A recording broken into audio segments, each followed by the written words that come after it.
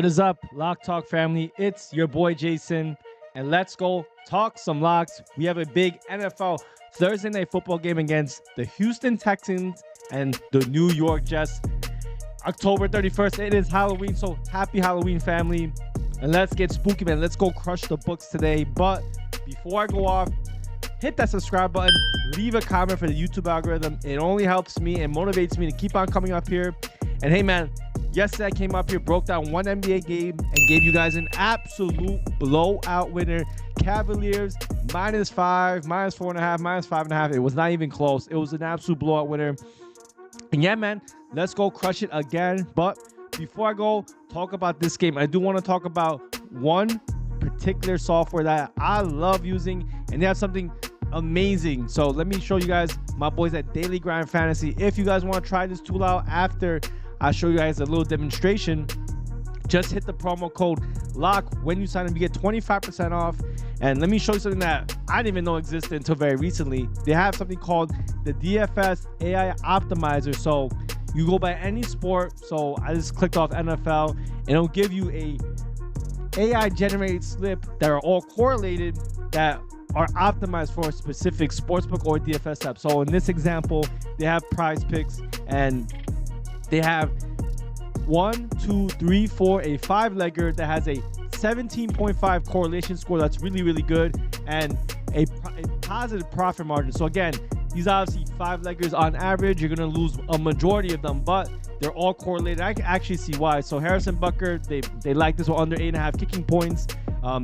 Giannis and Zach Edey, this is obviously in the same game today, actually. So they like Giannis under 47.5 PRA and Zach Edey under 8.5. So I guess they're assuming maybe it could be a Bucks blowout, or Zach Edey won't play that much, and Giannis will be maybe limited by Zach Edey when he's driving into the paint. And then for the last few, these are not correlated, but this one is definitely correlated because they're in the same game. Jeremy Sohan over 10.5 rebounds and assists. They're playing the Jazz. And then the last two, Jaden Daniels under 20.5 passing completions. Maybe they're thinking that they blow out the Giants, or they're going to use that run game a lot more. And then the last one is Daniel Carson, kicking points over 5.5 against the Cincinnati Bengals.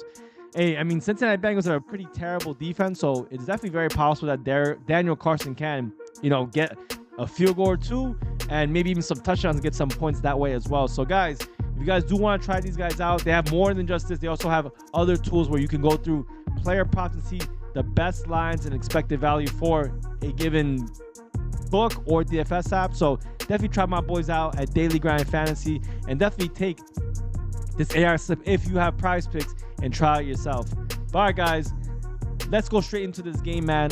I think this is actually a pretty good game. -2 line or +1.5. Obviously, this line will move the entire goddamn day. So please do not hold me to the fire if all of a sudden the Jets are -1 or -2.5.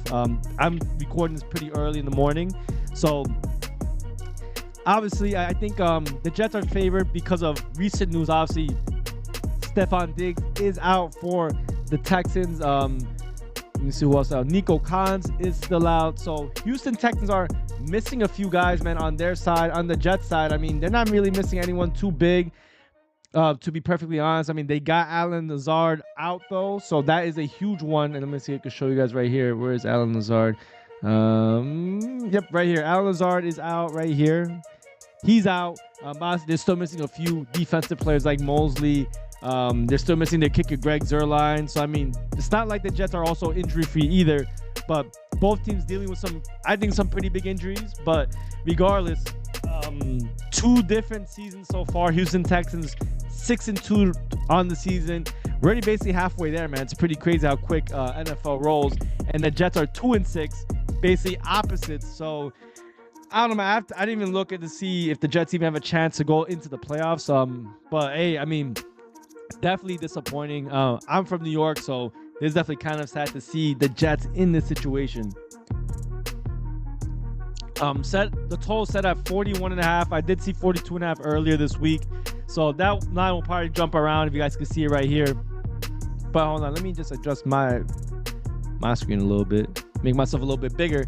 But let me talk about some key insights and analysis. Let me start off with the Houston Texans offense. So Houston's rushing attack has been more effective with Joe Mixon on the field. He's back. He was injured for a little bit.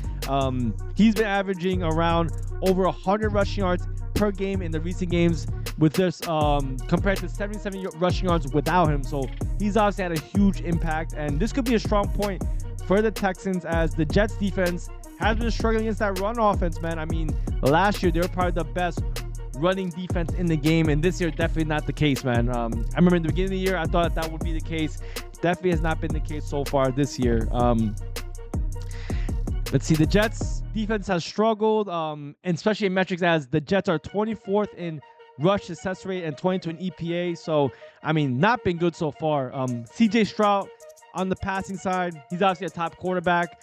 Jets are third in terms of NFL pressure rate, though, two opposing quarterbacks, but he's actually done pretty good against pressure. He also has decent stats against man coverage, a scheme that the Jets actually use a lot. So even though, he's been weaker on the road, the Jets do pressure a lot. I do think, he can withstand all this type of, things that are going against him. But the main thing is he's without Nico Collins and Stephon Diggs, two big threats for himself, though. So I don't know, man. I mean, I do think he still has, a few other weapons in Woods. And I think Tank Dell is still playing. So it's not like he's without anybody. But, I mean, having Mixon is definitely really big and definitely probably pivotal if they're going to win this game. And I did just talk about the Jets defense. So let's talk about it, man. I mean, the Jets run defense has been kind of terrible compared to last year. They were top 3, number 1. But now definitely falling off a cliff, bottom 20 so far this season. Let me see if I could pull up the. Let's see what they have. They have 17th ranked in rushing yards allowed, but I mean that's different from advanced metrics. But I will say this though, I mean Jets do have the home field advantage if you want to call it that. But I mean that is one thing that I think is probably positive. But the Jets rush defense has been mixed. They allow low yards per carry, but are prone to give him some successful rush attempts. So, Mixon's obviously a top-tier running back. But they do have some injuries, particularly with C.J. Mosley and other safeties. So that's not good. But, I think the home field advantage could be a little bit helpful. I mean, they perform a little bit better at home, but obviously their record does not reflect that at all. But now, I just talked about the Houston Texans offense. Let's talk about the Jets offense as well, because, I mean, definitely really important, man. Look, their passing attack has definitely had some early struggles. The Jets' passing game has improved over the past 3 games, though. Aaron Rodgers appears more comfortable as the Jets average 267.9 passing yards per game over this stretch. So, obviously, it's good, but it's really just because they've been playing from behind a lot of games. So, it's a little flawed in my opinion. It's not like they've been crushing teams and then they've been winning. They have a lot of passing yards because they have to pass. But the one thing I've been saying it all year, I've only bet the running back one time. The Jets have been ineffective in the run game, man. 30th in adjusted line yards. I mean, Breece Hall, he's had some breakout games, but in other games been terrible. And they face a Houston defense that ranks top 5 in several run defensive categories. So this will be a tough matchup for Breece Hall, even I guess Braylon Allen as well. And if they can't establish the run game, they can't really pass. But we'll see. I mean, losing Elijah Vera Tucker on the offensive line and receiver Allen Lazard is going to be huge for the Jets. I mean, that's another threat. But I mean, hey, Rodgers got Allen Lazard. He's got his boy, I forget his name on top of my head, man, Devontae Adams. He also has Conklin. I mean, he has Garrett Wilson. So it's not like he's without other weapons as well. Both teams have lost key wide receivers. Texans lost Nico Collins. And then now the Jets, they lost Allen Lazard, who's not, I guess, a top 3 among the lineups. But for Aaron Rodgers, one of the most targeted wide receivers that he has, to be honest. So, I did talk about the Jets defense, but let's talk a little bit more about the Houston defense. Houston has shown to have a good, strong passing defense. I mean, just look at that. 3rd in passing yards allowed this year. And they've only been allowing 188 passing yards per game in the recent weeks. And they also have a balanced defensive coverage scheme. So we'll see how Rodgers deals with that. He's obviously a veteran, but his age, if they get some pressure on him or he doesn't have a lot of time in the pocket and he's not able to throw as quickly as he likes to, we'll see how he struggles with that. With that being said, man, let's go take a look at where the public's all over. Obviously, on the spread, looks like the Texans are the public favorite so far. Again, we're not just gonna bet the public. We're not just gonna fade the public for no reason. You know, obviously, all the money's on Houston. I mean, I think for good reason. Houston is definitely the better team, but you know, they're missing some guys, man. They're missing some guys. Do you want to go shop with the Jets, a team that I guess, do they really care about this game? That's the one thing I'm concerned about. Is like, obviously, they want to win. They want to have a good showing. They fired Robert Saleh, which I think it was a mistake. I mean, he bought this team to kind of where it was. But you know, obviously him getting fired didn't change much so far. So, but that's why I'll go for this game. If I had to take a look, I also want to take a look at this. Look at the Houston Texans, which we'll call it, I guess you want to say their record. So their schedule, the Colts, I think they're an underrated team, but they've been the best covering team so far in the NFL. I had the Colts in this game. They beat Green Bay. Let's see, they beat New England. I gotta see money line because I don't know if this is money line. Let's see. Let's go take a look at money. I just want to see just winning because basically this is gonna be a money line type game. So win. They lost to Green Bay. They beat New England. They beat the Buffalo Bills. Beat the Jaguars. Got smoked by the Minnesota Vikings. And you know, I guess very similarly, the Jets have had a very similar schedule, but they've lost almost every other team. So I'd say strength of the schedule is basically even on both sides.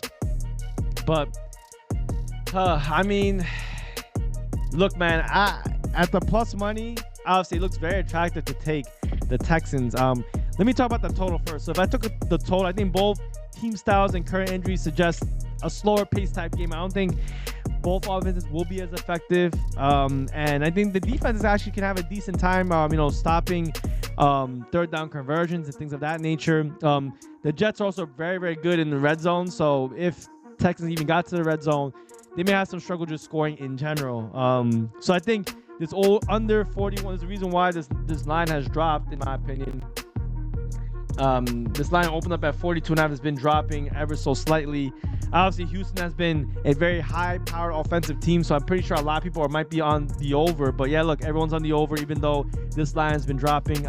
I favor the under in this one, so I will go with the under in this game. And then in terms of a side, man, for the sake of the video, I don't like siding with the public, but I would lean on Houston, although the sharp money is definitely on the Jets.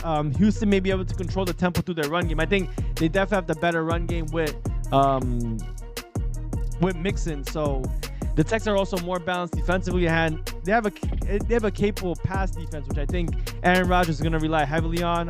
We'll see if Breece Hall's able to do anything on the running side, but I think this game will stay close. I think points will be at a premium. This is basically a pick'em game, so I'd say, like, don't even worry about if you're gonna bet the Jets. Just bet the money line. Don't get screwed by winning by 1 point. I favored the total in this game a little bit more at the under, especially if you get 42.5. Try to get that 42.5 number.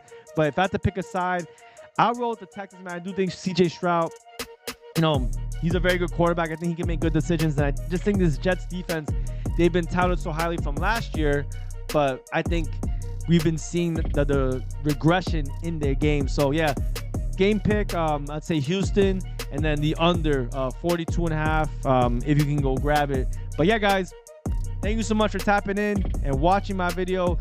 Let's go get another one, man. Let's go cash out. I'll see y'all in the next one.